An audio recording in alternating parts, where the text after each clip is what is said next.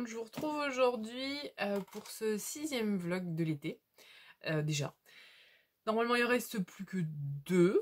On en reparlera à la fin de cette vidéo. Cette semaine, je voulais un truc un petit peu plus posé. Je vous ai donc emmené faire le tour du potager avec moi. Donc je vous ai fait le petit tour de la partie, on va dire, potagère. Je vous ai pas montré tout le reste du jardin. Mais voilà, déjà, c'était un truc qui me faisait vraiment plaisir. J'avais vraiment envie de vous le partager. Je sais que certaines d'entre vous aiment bien aussi le jardinage. Donc voilà. Je vais donc vous laisser avec les images que j'ai tournées. Et je voulais juste vous dire que pour le jardin cette année, ça a été un petit peu compliqué quand même parce que j'ai perdu pas mal de choses. Parce que entre 40 degrés sur la tronche et la semaine d'après 18 et 40 et 18, les légumes, enfin certains légumes n'ont pas trop résisté quoi. Et ça je vous en ai pas trop parlé dedans. Il y a des arbres aussi, hein. J'ai perdu des arbres et des arbustes.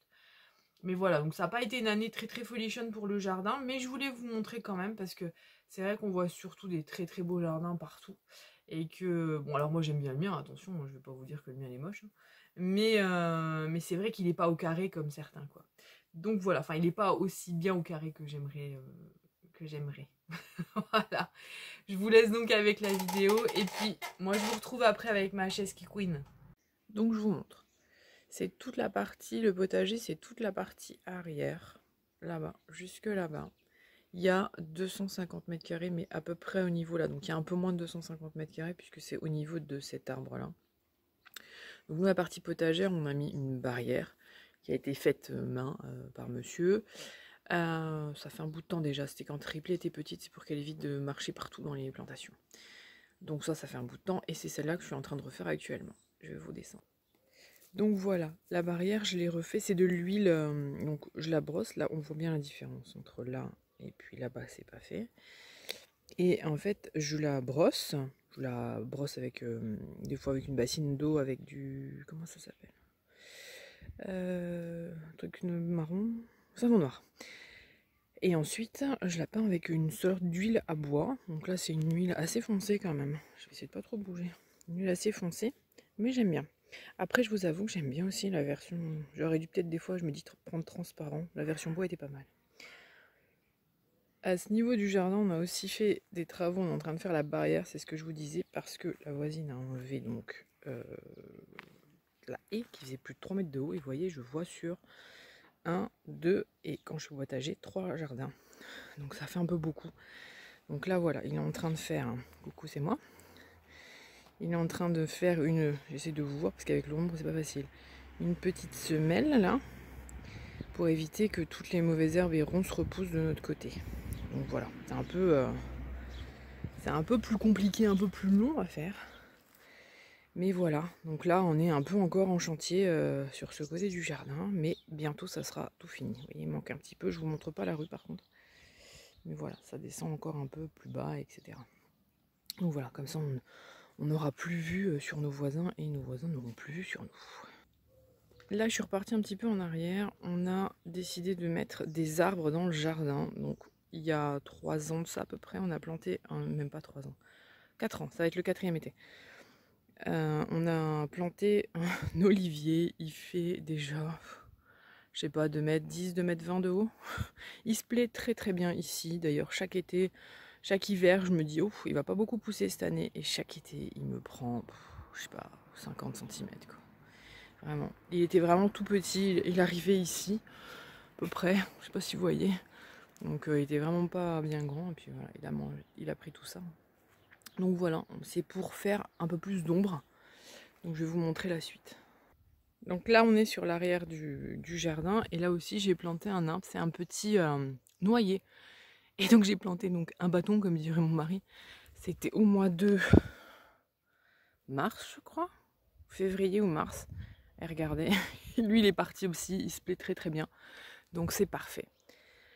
Là-bas, au niveau du potager, je vais venir vous montrer, mais j'ai là aussi planté encore des arbres. Le but de planter des arbres, c'est pour en mettre partout, puisqu'on a vraiment le jardin qui est plein sud. Et qui fait que en fait, quand il y a du soleil, il fait 50 degrés quoi. Donc c'est pas agréable pour les plantes et c'est pas agréable pour nous non plus.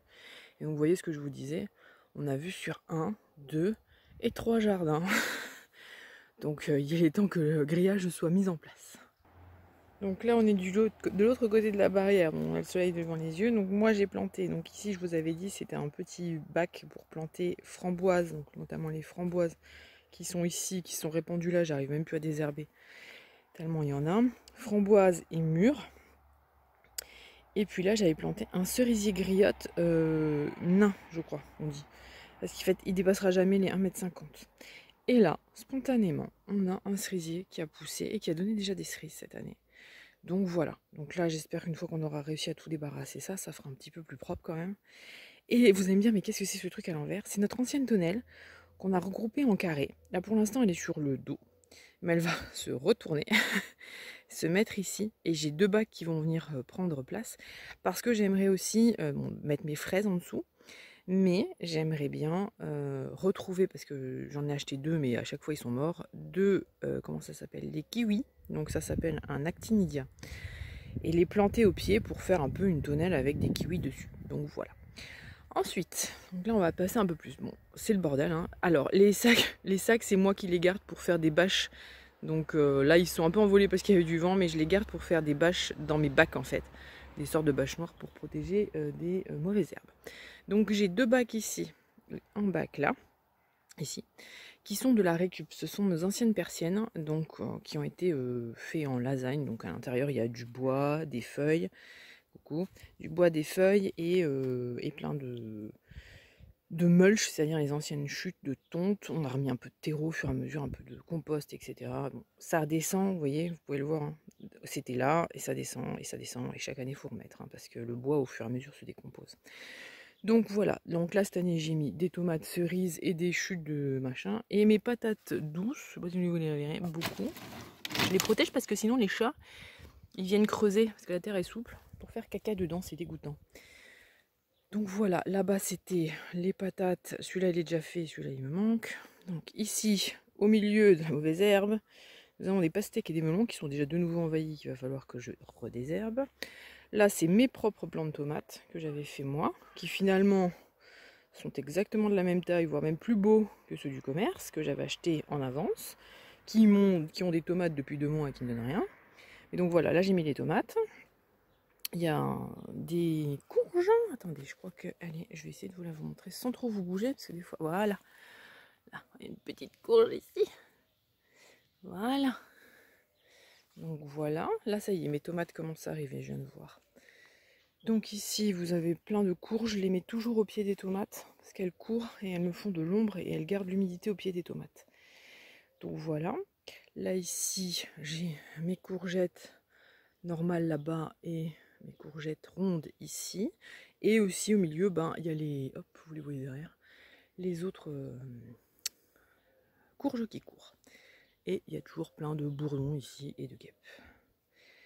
Donc, on repasse par le super potager de grand-mère. Là, ici, pareil, hein, j'ai mis des bâches, mais là, c'est pour garder l'humidité parce qu'ils ont le soleil dessus toute l'après-midi. Donc là, j'ai mis 2 aubergines. Et donc ici, j'avais fait aussi tout un bord. Voilà, normalement, c'était pour laisser... Donc là, vous voyez des artichauts. J'ai mis mes chutes de petits pois dessus pour que ça fasse comment dire, du paillage. Et donc là, j'ai mis... Vous voyez, elle repousse. Ça y est, elle repart. Donc ça, c'est mes pieds d'artichaut. Donc en fait, ici, c'est vraiment un coin qui ne bouge pas en général. Donc il y a le romarin. Très important, le romarin. Marine de Concombre Vert vous le dira. Toujours important d'avoir du romarin chez soi. La ciboulette, quelques pieds de fraises qui étaient là. Ça, c'est des... J'avais planté un petit peu comme ça, de trucs qui restaient. Donc il y a 3 pieds de fraises. Là, c'est un potiron, comme vous pouvez le voir. Et voilà, et là mon romarin, j'ai réussi à le sauver parce que la voisine à côté, en fait, leur jardinier met du désherbant. Et ça avait tout éclaboussé ici. Donc j'ai failli perdre mon romarin. Voilà, c'est pour ça aussi qu'on met la barrière. Donc voilà. Ici, on a Ripley qui va sniffer parce que c'est là-bas que le chat passait. Vous vous souvenez l'histoire du chat? Là-bas dans le petit coin. Ça c'est un coin, le coin est dans le coin. Donc il y a un coin qui est du côté de chez... Donc c'est un cognacier hein, qui est du côté de chez le paysan. Et qui vient de notre côté. Et là, ici, on est un peu envahi de ronces. Mais pour l'instant, on les laisse parce que finalement, ça nous fait un peu et de l'ombre et du caju. À terme, Bon, vous allez me dire, oh là là, toute mauvaise herbe, fleur, oui, au fur et à mesure, je l'enlève, ça repart, ça revient, ça ne fait que ça. Je ne fais que ça. Moi, j'ai pas un jardin super clean parce que j'ai pas le temps de passer 10 heures à désherber tous les jours. À terme, en fait, vous voyez, il y a 2 petits plants comme ça. Comment ça s'appelle? 2 petits... là, c'est des tomates cerises, hein, en fait. 2 petits bacs comme ça. Et ces petits bacs, à terme, je vais délimiter des passages comme ça tout du long. Et ça sera un passe-pied. C'est-à-dire que là, ici, je cultiverai la passe-pied. Là, je cultive la passe-pied, etc., etc. Et le bac du fond, je vais aller jusqu'au bac du fond pour vous montrer, sans trop vous bouger. Pardon, madame le bourdon, madame ou monsieur. Là où j'ai des poivrons et mes fraises. Mes fraises vont partir donc dans le bac là-bas. Désolée pour le soleil, je pense que je vous l'ai mis. Et ce bac-là, eh ben, soit je refais un bac, soit je pensais faire une mini serre. Juste vraiment pour mettre quelques plants, notamment pour quand il fait pas trop chaud au début de l'année ou pas trop chaud en fin de saison, histoire d'avoir un peu des tomates soit en avance, soit en arrière-saison. Là, j'ai un chêne qui a poussé spontanément et il va rester là parce que c'est ça aussi, hein, c'est un arbre spontané. Et devant, j'ai un... Comment ça s'appelle qui a poussé? Oh zut! Un catalpa qui a poussé spontanément aussi. Donc les arbres qui ont poussé sont les bienvenus chez moi. Voilà, là vous avez une grosse bébête. Vous voyez, donc là chez nous, on a des bestioles partout. On a des insectes, des grosses abeilles noires, enfin de tout. Donc voilà, je vous ai fait le petit tour du potager. Ripley était avec moi pour... Attendez. Donc voilà, je vous disais, je vous ai fait le petit tour du potager, de ce que j'aimerais bien faire. Et là c'est pareil, ici une fois qu'on aura enlevé les ronces. Bonjour Ripley, Ripley pousse-toi, viens là. J'aimerais bien mettre quelques arbres en espalier ici. Là ici il y aura un muret avec un grège dessus. Donc ici pour éviter que tous les animaux... Vous voyez ici c'est des champs à perte de vue. Hein. Il y a juste la ferme, elle est là. Mais c'est pas la ferme qui est propriétaire de là. C'est comme ça. C'est les agriculteurs, on comprend pas ce qu'ils font. Ils se repartagent les terrains, mais c'est jamais au bon endroit. Bref. Donc ici j'aurais bien mis des arbres un peu en espalier, toujours pareil, dans le but de faire de l'ombre. Et donc voilà, je me dis, une fois tous mes arbres mis ici aussi, je pense que j'en mettrai aussi. Une fois tous mes arbres mis, ben voilà, on sera comment dire, moi, je vous montre pas trop la rue quand même. On sera voilà un peu plus à l'ombre, notamment en période de forte chaleur. Voilà, je vous retrouve tout de suite dans la vidéo. Je vous ai retrouvé sur une chaise qui ne couine pas. Je voulais donc, comme je vous disais, faire une vidéo un peu plus posée. Donc je vous ai emmené faire le tour du jardin. J'espère que ça vous aura plu. Et puis on va parler un tout petit peu lecture. Alors je vous ai ramené à peu près tout ce que j'ai lu cette année là. Mais globalement ce sont des enquêtes. Moi j'aime bien lire, mais ce sont des enquêtes policières. Donc, je vous fais le résumé des derniers livres que j'ai lus. Je vais juste faire un point. J'ai pris l'initiative cette année de lire 2 livres à la fois. Vous allez me dire, t'es folle. En fait, j'en prends un. Donc là, j'ai pris les Agatha Christie. Je les ai trouvés dans un. Enfin, je les ai trouvés. Je trouve, moi, je n'achète pas, vous savez. Dans un vide-grenier. Je l'ai acheté à une dame. Je crois que j'en ai acheté 10 ou 15 pour 1 euro, même pas. Je crois que j'en ai eu pour 10 euros et j'ai eu 15 bouquins, un truc comme ça. Donc là je lisais les Agatha Christie. Alors c'est marrant de voir les détails qu'il y a entre la série et le reste, parce que bah, c'est pas, peu importe au moment où je m'arrête, comme j'ai déjà vu la série et tout, donc je sais à peu près qui fait quoi. Mais il y a quand même des petits changements, je trouve. Alors ce que je fais, c'est que je le lis et une fois qu'il est entièrement lu, bah, je regarde l'épisode. Donc là c'est le crime du Golfe. Il y a pas mal de détails qui changent dans celui-ci. Et donc c'est pas mal, comme je vous disais, de romans policiers, de tout ce qui est un peu fantasy, de fantastique aussi. Et j'ai découvert cette année, pas cette année, ça fait 2 ans maintenant, les Cozy Mystery. Donc, attendez, je vous montre tout ça. Donc, ça c'est les 3 derniers que j'ai pris, j'en ai déjà lu d'autres, j'en ai d'autres en haut. Donc j'ai craqué sur les thés meurtriers d'Oxford, donc j'ai lu cette année le 3 Flagrant délice, et le 4 je viens de finir au mois de juin, là, début juillet, Point de glaçage. Oui, c'est que des jeux de mots avec de la pâtisserie, et à la fin d'ailleurs il y a une petite recette de pâtisserie. Donc, Victoria Sponge Cake with the English accent. Et donc dans l'histoire, donc celui-là je l'ai lu en... Il était pas mal, ils sont pas mal, ils sont vraiment tous bien. On suit les histoires, les affaires, je sais pas comment dire. On suit en fait Gemma qui tient un salon de thé. Et il y a toujours des meurtres qui se... Voilà, c'est un salon de thé près d'Oxford. Je cafouille, je vais remettre dans le bon sens. C'est un salon de thé près d'Oxford et en fait... à chaque fois, il y a des meurtres et il y a 4 vieilles grand-mères qui se prennent pour Miss Marple, qui sont dans son entourage, qu'elle appelle les vieilles chouettes. Et en fait, elle résout des crimes à chaque fois. Donc là, dans celui-là, elle a un de ses amis qui est accusé d'un meurtre. Donc elle va forcément tout faire pour mener l'enquête et savoir qui a réellement tué cette personne pour essayer d'innocenter son ami. Et dans celui-ci, c'est celui que j'ai lu en dernier, je l'ai fini là... je sais plus si c'était fin juin ou début juillet. Elle a une petite chatte qui s'appelle Muesli, qui est une chatte de gouttière, et sa mère, la mère de Gemma, a rien trouvé de mieux à faire que de l'inscrire à un... Comment ça s'appelle? À un concours pour chats. Et sur le concours, il y a une dame qui s'effondre morte, et la mère de Gemma ainsi que les vieilles chouettes sont persuadées que c'est un meurtre, et donc c'est là qu'elle va commencer l'enquête. Et en même temps, on suit un petit peu sa vie, puisque dans celui-là, elle essaie de trouver désespérément un appart parce qu'elle en a marre de vivre chez sa mère. Donc voilà. Donc je vous raconte pas si elle a trouvé l'appart ou pas et ce qui se passe dedans. Je vous laisse les lire si ça vous intéresse. La moto va faire du bruit. Ah non, ça va, il a pas roulé trop vite. J'aime beaucoup, ça se lit bien, c'est facile. Alors après, c'est ce que je vous disais. L'été, je lis du coup moins parce que... Je vous en parlerai après, mais voilà. J'ai fini celui-là et j'ai commencé celui-là. Hein, donc, et je suis pas loin en plus. Hein. Donc je lis un peu moins, on regarde pas mal de séries en ce moment. Si ça vous intéresse, je vous parlerai des séries qu'on a regardées et des films qu'on a regardés. Je vous dirai si ça vous intéresse, je vous dirai ce que j'en ai pensé. Celui-ci, je ne peux que vous le recommander. C'est Les 7 morts d'Evelyn Hardcastle de Stuart Turton. C'est un mélange entre Une journée sans fin et Agatha Christie. En fait, en gros, c'est un homme qui a... Comme j'ai spoilé sur le bouquin, j'ai coupé la fin de ce que je viens de dire.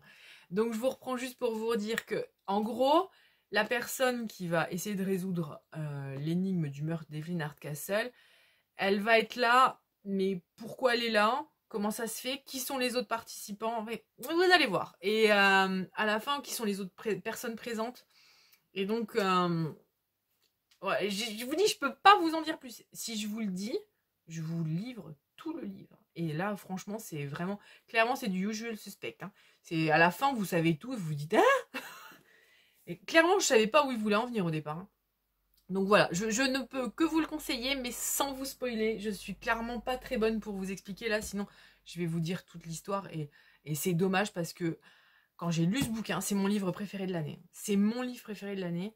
Quand j'ai lu ce bouquin, je me suis dit, mais il y a des mecs, ou des femmes, hein, qui ont encore des idées à ce point, mais vraiment, vraiment bien. Voilà, je ne peux que vous le conseiller. D'ailleurs, ceux qui l'ont lu, ne spoilez rien, mais vous m'en direz si vous l'avez lu et que vous l'avez aimé aussi, ou pas d'ailleurs. Hein.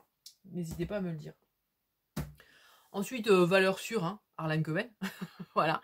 Gagner n'est pas joué. C'est la première fois que je lisais, c'est une enquête avec Windsor Horn Lockwood 3 qui s'appelle... Alors moi j'ai dit Vin pendant tout le livre. Hein. C'est Win je pense, mais bon. C'est un privé qui est complètement amoral. Et c'est la première fois que j'ai son personnage là. Et là en fait il va résoudre l'enquête. Il y a un homme qui est mort dans un hôtel particulier à New York. Et à côté, il y a un tableau qui a été volé, parce que lui, en plus, il vient d'une riche famille. Et il y a un tableau qui a été volé, qui lui a été volé, enfin, qui leur a été volé à sa famille, et qui est retrouvé juste à côté du cadavre. Et le jour où le tableau a été enlevé, justement, sa cousine a été enlevée et a été mis dans une sombre histoire, voilà. Vous saurez dedans le truc. Et donc lui, eh ben, il va essayer de résoudre l'enquête, puisque ça le touche de près. Donc voilà, c'est un Harlan Coben. Il y en a une d'entre vous qui m'a dit, ça se lit, c'est une valeur sûre. Au moins, on est sûr de ne pas perdre de temps. Donc voilà, ça plus tous mes Agatha Christie. Et là, je viens de commencer. Le Pacte de l'étrange, comment il s'appelle? De John Connolly. Alors, la première fois que j'ai lu un livre de Connolly, c'est pour ça que j'ai mis tant de temps à en reprendre. Hein. C'est le bibliothécaire qui me l'a conseillé. Et ça fait... moi j'aime bien aussi les Stephen King, vous savez, c'est un peu fantastique comme ça. Mais lui, ça fait carrément flipper.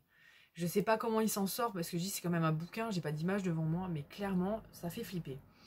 Donc en fait lui, si vous voulez, c'est un détective privé. Là il va devoir enquêter sur la disparition d'un autre détective et il va tomber sur un truc avec une sorte d'organisation assez violente, hein, mais une organisation plutôt mystique. Voilà, il y a des cadavres de partout parce qu'ils laissent des cadavres dans leur, comme on dit, derrière eux là. Donc voilà. Et bah, comme d'habitude, hein, alors comment ils disent, réunir les ingrédients, dose d'angoisse saupoudrée d'occulte et d'humour. On pouvait pas mieux, franchement, on peut pas mieux résumer. C'est hyper, ça part beaucoup avec de l'occulte quand même. Hein. Donc ça fout un peu la trouille. Moi, je suis pas courageuse en plus. Je suis pas courageuse. Alors le soir, juste avant d'aller se coucher, ou pour l'instant, vous noterez que je n'ai pas beaucoup lu. Courageuse n'a qu'un œil, comme dirait mon père, courageux n'a qu'un œil. Ben voilà. Donc ça, c'est la suite. Et donc, je vous montre mes 3 derniers. Je pense que vous les avez dans le bon sens, pas du tout. Là, vous les verrez mieux. Ça, c'est ma pile à lire pour les mois qui suivent. Bon, bah, bien sûr, je fais finir le Connolly, mais là, je vais essayer de le finir avant la rentrée. Le Stephen King, je sais pas si je vais repartir sur derrière tout de suite du fantastique. C'est la deuxième nouvelle, j'avais pris, c'est Minuit 2. La première, c'est Les Langoliers. Donc, moi, j'avais vu le film, oui, le téléfilm, on va dire, à la série. Non, pas la série, le téléfilm à la télé. Et l'autre, c'est Fenêtre secrète. Il y a eu un film qui a été fait avec Johnny Depp dessus dans les années 2000, je crois. Un truc comme ça. Donc voilà, il me manque celui-là à lire, mais comme j'avais déjà vu le film, bon. C'est l'histoire c'est un auteur en panne d'inspiration. Il va dans une forêt, souvenez-vous. Et il y a quelqu'un qui vient sans arrêt, c'est avec John Turturro d'ailleurs, qui vient sans arrêt taper à sa porte en lui disant vous avez volé mon livre. Et je voulais vous montrer, j'ai retrouvé le marque-page du coup de mon fils qui m'avait fait pour la fête des mères il y a en CE2 ou en CM1. Chère maman, je t'aime comme tu aimes les livres. C'est trop mignon. Bref, ça c'est pour les gros livres. J'en ai et j'en ai pris 2 autres. Harlan Coben, hein, voilà, on ne se refait pas. Et ben, je l'ai repris parce que voilà, c'est pour ça que je me dis pourquoi j'ai pris celui-là. Et ben parce que il y a encore Vin Lockwood, ou Win Lockwood. Et du coup, je me suis dit ouais, je vais reprendre celui-là parce que j'ai beaucoup aimé le personnage, ce personnage complètement immoral dans les livres que je vous ai montré tout à l'heure. Je reprends parce que j'ai tout cafouillé et on comprenait rien. Donc voilà, je disais que Neil Gaiman, j'avais adoré Neverwhere. Et donc je me suis dit que ça pouvait être sympa. Ça a l'air d'être une histoire entre des dieux. Donc voilà, mais dans un monde peut-être un peu normal, quoi. On verra bien, je ne sais pas, on verra. Je l'ai lu, là, je me suis dit Neil Gaiman, c'est une valeur sûre, j'ai pris. Voilà. J'achète pas beaucoup de livres, enfin, j'achète pas beaucoup, si j'achète beaucoup de livres, mais des neufs, oui, je m'en prends quand même 2-3 fois par an, des neufs. Mais sinon, en général, j'achète d'occasion. Voilà, donc ma petite pile pour les prochains mois, elle est là. Donc je vais probablement en reprendre d'autres. Ou alors je vais peut-être lire 2-3 livres qui a des enfants qui sont pas mal, qu'on leur a offert, enfin les oncles et tantes leur ont offert des livres un peu plus, un peu young adulte comme ça. Donc je vais peut-être lire et voir ce qui est intéressant. Donc moi comme je vous disais, voilà, j'espère que ce petit point lecture vous aura plu. Je vous ai fait une vidéo un petit peu plus posée. J'espère réussir à vous la sortir, voilà, parce qu'on est jeudi soir. Je vais faire tout dans la semaine et finalement, j'ai pas fait grand chose. En plus, j'ai très très mal dormi depuis 3 jours là. Voilà. Donc c'est un peu compliqué de... Je marche au radar toute la journée. Donc voilà, et je vous disais, je sais pas si... Bon, pour demain, bah, vous aurez la vidéo, hein, pour le vendredi 15 août. Mais je ne sais pas si je vous enchaîne avec 2 petits vlogs tout simples, ou si je fais les 15 jours et je vous fais un gros vlog le dernier. Vous me direz ce que vous préférez. Voilà, moi je vais arrêter ici, aller prendre mon goûter, aller faire mon vélo, parce que j'ai pas bougé beaucoup aujourd'hui, puisque je suis pas mal restée en haut, et là je vais encore faire de l'ordinateur ce soir, donc si je ne me bouge pas, je vais avoir mal les jambes pendant toute la nuit. Donc voilà.